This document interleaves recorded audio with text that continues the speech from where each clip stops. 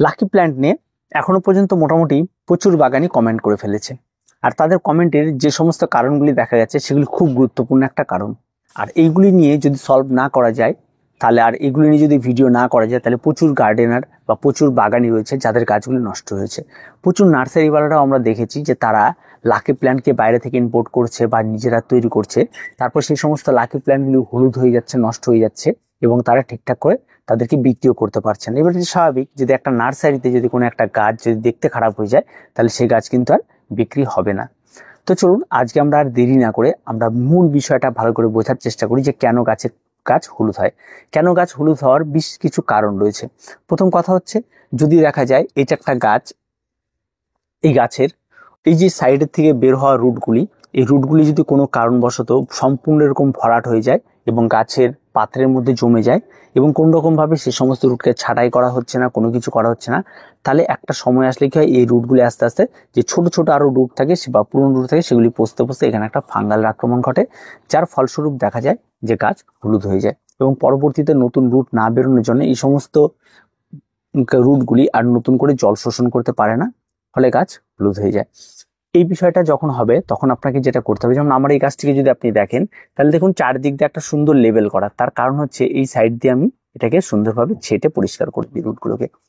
এবার হচ্ছে কি, যে সমস্ত গাছগুলোতে দেখবেন এই সাদা রুটগুলি রয়েছে, এই সাদা রুট মানে যখনই গাছের এই পুরোনো রুটগুলি ছেটে দেবেন তার কিছুদিন পর দেখবেন এই সাদা রুটগুলি বের হচ্ছে। এই সাদা রুটগুলি কি, এই সাদা রুটগুলি আপনাকে একটা সিমটম দেবে যে গাছটি একদম ফ্রেশ গাছ রয়েছে এবং গাছগুলি ফ্রেশ সুন্দর রয়েছে। যদি কারো এই সাদা রুট না চোখে পড়ে তারপরে মাথায় রাখবেন আপনার গাছ আগামী 1 মাসের মধ্যে আবার হলুদ হয়ে যাবে এবং গাছ নষ্ট হয়ে যাবে। তাই এই সাদা রুট বের করার একটাই সিস্টেম, যে পুরনো রুটকে হালকা করে কেচি বা কোনো কিছু দিয়ে ছেটে পরিষ্কার করে দিতে হবে, তাহলে নতুন করে আবার গাছ রুট বের করবে এবং সেখান থেকে গাছ আরো খাবার বা নতুন জল শোষণ করা শুরু করবে, গাছ ভালো থাকবে। 2 নম্বর যে বিষয়টি থাকে সেটা হচ্ছে, এই যে লেয়ারগুলি বাঁধা রয়েছে, এই লেয়ারগুলি প্রত্যেকটার মাঝে মাঝেও তো ফাঙ্গালের আক্রমণ ঘটে যেতে পারে, সেটা তো আমরা বের করতে পারি না, বা এই লেয়ারের সমস্ত কিছু খুলে নিয়ে তাদেরকে পরিষ্কার পরিচ্ছন্ন করা তো সম্ভব না। যেমন আমার এখানে একটা লেয়ার বাঁধা রয়েছে, এখানকার লেয়ারের যে বাঁধাটা ছিল সেটা ছুটে গেছে, এখন এটা নতুন করে আমাকে বেঁধে নিতে হবে, কারণ না বাঁধলে কিন্তু এটা পরবর্তীতে নষ্ট হয়ে যাবে। আর তার সঙ্গে সঙ্গে এই লেয়ারের ভেতরে যাতে নোংরা আবর্জনা কোনো কিছু না জমে তার জন্য কি করতে হবে, আপনাকে একটা যদি রানিং ওয়াটার থাকে তাহলে সেটি স্পিডে ছেড়ে দিয়ে এটাকে খুব ভালো করে উপর নিচ খুব ভালো করে পাতা দিয়ে পরিষ্কার পরিচ্ছন্ন করে আপনাকে ধুয়ে নিতে হবে, একদম ফ্রেশ করে ধুয়ে নিতে হবে। এবং শুধু যে এটাকেই ধুয়ে নেবেন তাহলে কিন্তু হবে না, তার সঙ্গে সঙ্গে এই জারটাকেও আপনাকে পরিষ্কার পরিচ্ছন্ন করে ধুয়ে নিতে হবে। এই জারে যেন কোন রকমের সবুজ রঙের শ্যাওলা না জমে, এই জারের জলটা যেন কোন রকম ভাবে ডিসকালার হয়ে না যায়, এই জারের মধ্যে কোন রকম ভাবে যেন ধূলিকণা বারবার করে না জমে, সেই বিষয়গুলিতেও খেয়াল রাখতে হবে। এবং আপনাকে নিয়মিত প্রতি মাসে হোক বা সাপ্তাহিক হোক আপনাকে এটা পরিষ্কার করতে হবে। তো আমরা সাপ্তাহিক না করে 15 দিনে একবার করুন, যদি সময় না থাকে মাসে একবার অন্তত এই জারটিকে পরিষ্কার পরিচ্ছন্ন করে দেবেন। জারটি ধোয়ার সময় অবশ্যই আপনাকে খেয়াল রাখতে হবে, এখানে যেমন ক্লে বলগুলি রয়েছে, এই ক্লে বলে কোনো রকম কোনো সমস্যা হয় না, তবে ক্লে বল যেন নিচে ক্লে বল আর তার উপরে যেন এটা না পড়ে, এক কথায় এই ক্লে বলগুলি যেন এই নিচে চাপা না পড়ে, এই বিষয়টাও কিন্তু খেয়াল রাখতে হবে। ঠিক আছে, এটা কিন্তু পুরো জায়গাটা থাকবে কাচের উপরেই থাকবে বসানো এবং তার উপর দিয়ে জল থাকবে আর ক্লে বলগুলি উপরে কিন্তু ভাসবে, এই সিস্টেমটাই মেনটেন করতে হবে। আর ক্লে বল যে খুব ইম্পর্টেন্ট তেমনটা নেই, ক্লে বলের এখানে কোনো ফাংশন নেই এই গাছের ক্ষেত্রে, বিশেষ করে যে ক্লে বল থাকলে ভালো থাকবে, ক্লে বল থাকলে মানে কোন রকম ব্যাপার আছে এরকম কোনো বিষয় নেই। ক্লে বলটা এখানে কি একটা ক্লে বল ভাসে, ক্লে বলটা থাকলে একটু দেখতে সুন্দর লাগে, এইটুকুই। তাই আপনাকে এই কাচের জারটার দিকেও নজর দিতে হবে, এটার দিকেও নজর, এই দুটো বিষয় একদম ক্লিয়ার রাখলে গাছ হলুদ হওয়ার কোনো চান্স নেই। এবার আসি সূর্যালোকের দিকে। আপনি যখন এই গাছটি ঘরের ভেতরে রেখেছেন, এবার ঘরের লাইটটাকে অফ করে দিন। লাইট অফ করার পরে যদি দেখা যায় ঘর একদম পরিষ্কার, জানলা খোলার পর সমস্ত কিছু দেখা যাচ্ছে, গাছটি যেখানে রয়েছে একদম সম্পূর্ণ বাইরের আলো আসছে, পরিষ্কার পরিচ্ছন্ন, বাইরে যেমন ওয়েদার পরিষ্কার পরিচ্ছন্ন দেখা যাচ্ছে, রোদ বাদ দিয়ে বারান্দা বা বেলকনিতে যখন আসলে আপনি দেখছেন একদম পরিষ্কার পরিচ্ছন্ন, সেরকম জানলা দিয়ে আলো এসে একদম পরিষ্কার পরিচ্ছন্ন, তাহলে আপনার কাছে হলুদ হওয়ার কোনো চান্স নেই। আর যদি দেখা যায় যে লাইট অফ করার পর ঘরের মধ্যে আর কিছু সেরকম দেখা যাচ্ছে না, আমাকে লাইট জ্বালিয়ে পরিষ্কার পরিচ্ছন্ন দেখাটা, তাহলে সেই জায়গাটাতে গাছটি হলুদ হওয়ার সম্ভাবনা অনেকটাই বেশি। কারণ ওই ওই লাইটে গাছ কিন্তু বেঁচে থাকাটা খুব মুশকিল হয়ে যায়, পরে আস্তে আস্তে আস্তে গাছের ক্লোরোফিল নষ্ট হতে শুরু করে, ফলস্বরূপ গাছ হলুদ হয়ে যায়, এই একটা বিষয় থাকে।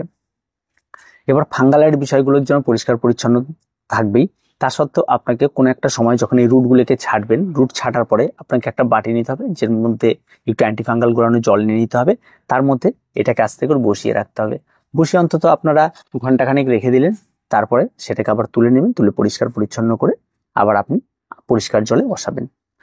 এবার এই জলটা যে আপনারা এখানে দিচ্ছেন, এই জলটাতে প্রতিনিয়ত খেয়াল রাখতে হবে। যদি কোনো কারণে দেখা যায় জলের মধ্যে মশা মরে রয়েছে, মাছি মরে রয়েছে, বা গাছের মধ্যে মাকড়ের আক্রমণ ঘটেছে, মাকড়সার জাল পড়ে গেছে, এরকম ব্যাপার রয়েছে, পাতায় প্রচুর ধুলোবালি পড়ে রয়েছে, তাহলে আপনাকে সঙ্গে সঙ্গে সেই সমস্ত জলগুলোকে চেঞ্জ করতে হবে।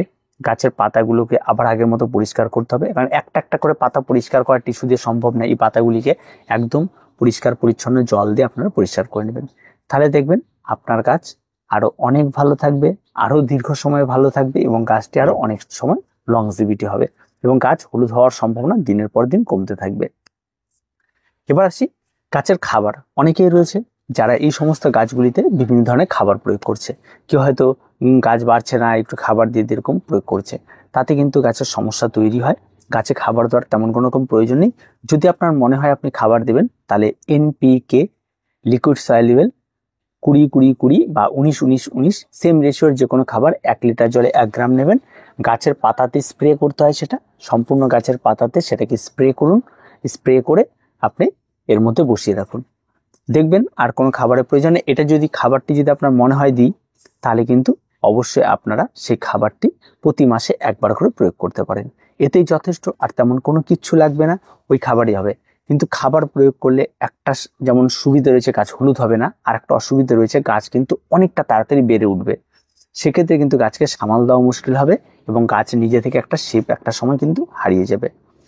এবার শেষমেশ আসি, যখন এই বানগুলি বা এই যে একটা লেয়ার টাইট করে বাঁধা রয়েছে, এই বাঁধাগুলি একটা সময় আসলে এগুলো তার দিয়ে বাঁধা থাকে, নষ্ট হয়ে যায়, তো সেগুলিকে আবার আপনাকে নতুন করে তার দিয়ে বেঁধে নিতে হবে। এই তারটা যদি লোহার না হয়ে যদি তামার হয় তাহলে খুব ভালো হয়। তামার তার দিয়ে যদি আপনি এটাকে বেঁধে নিতে পারেন তাহলে সহজে নষ্ট হয় না, এবং এই বাধাটাকেও মাঝে মাঝে আপনাকে চেক করতে হবে। যদি কোনো কারণে এই বাধাগুলি খুলে যায়, তাহলে এটা কিন্তু সম্পূর্ণরূপে ছড়িয়ে যাবে, ফলে কিন্তু এর শেপটা আবার পুরোনো শেপটা, প্রত্যেকটা এই যে পাইপের মতো প্রত্যেকটা ডাল কাবার আগের মতো এনে কিন্তু সেটও করতে হবে না, আগের মতো এই সৌন্দর্যটা আর ফিরে আসবে না, সেক্ষেত্রে কিন্তু নষ্ট হবে। তাই এই বানটা অবশ্যই আপনাদের খেয়াল রাখতে হবে। এগুলি কিন্তু আস্তে আস্তে আপনাদের নিজেদেরকেও করে নিতে হবে। এই ব্যাপারগুলোকে আস্তে আস্তে যখন আপনি বুঝতে পারবেন এবং বিষয়গুলোকে যখন জানতে পারবেন, দেখবেন এই বিষয়টা আরো ইজি হয়ে দাঁড়াবে। এমন কোনো কঠিন কিন্তু জিনিস নয় এটা, আবারও বলছি, খুব সহজ একটা জিনিস এর ইয়ে। আর বাড়তি টিপস, যে অনেক কঠিন পরিচর্যা তেমনটা কোনো কিছু নেই, সিম্পল পরিচর্যার মধ্যে থাকুন এই লাকি বাম্বুকে নিয়ে, দেখবেন আপনার গাছ অনেক বেশি ভালো থাকবে। আর এই গাছের বেনিফিট প্রচুর রয়েছে, যেমন ঘরে প্রচুর পরিমাণে অক্সিজেন প্রদান করে, অ্যালডিহাইড কিটোন শোষণ করে, তার সঙ্গে সঙ্গে ব্যবসা বাণিজ্যিক উন্নতির একটা বিষয় রয়েছে। এবার অনেকে বলে এই গাছটি আমরা কোন দিকে রাখবো। দেখুন, গাছটি রাখার তেমন দিক, লাকি দিক তো সবসময় সবাই বলে দক্ষিণ পশ্চিম কোণে রাখতে হয়, কেউ বলে পূর্ব দিকে রাখতে হয়। তো আপনি এটা যদি বাস্তবমতে বাড়ি করে থাকেন, আপনি আপনার যারা রয়েছে স্পেশালিস্ট তাদের কাছ থেকে জিজ্ঞাসা করে নেবেন। সবার মতামত এক হয় না, সবার রাখার জায়গা এক হয় না, এক একজন এক এক রকম ভাবে রাখতে পছন্দ করে। আপনার যেভাবে পছন্দ আপনি রাখতে পারেন, ঠিক আছে। মোট কথা, আমরা গাছকে কি করে ভালো রাখবেন সেটারই আপনাকে সলিউশন দিতে পারি। আর গাছের যে ব্যাপারগুলো বললাম সেই বিষয়গুলোর দিকে নজর রাখুন, দেখবেন আপনার লাকি প্ল্যান্ট বাম্বু একটা গাছে হলুদ হবে না, একটা গাছে নষ্ট হবে না, একদম ফ্রেশ থাকবে। এর হলুদ হয়ে যাওয়াটাই খুব বেশি ইম্পর্টেন্ট আমার মনে হয়েছে, যার জন্য আপনাকে এতগুলো সলিউশন আপনাকে দেওয়া হলো।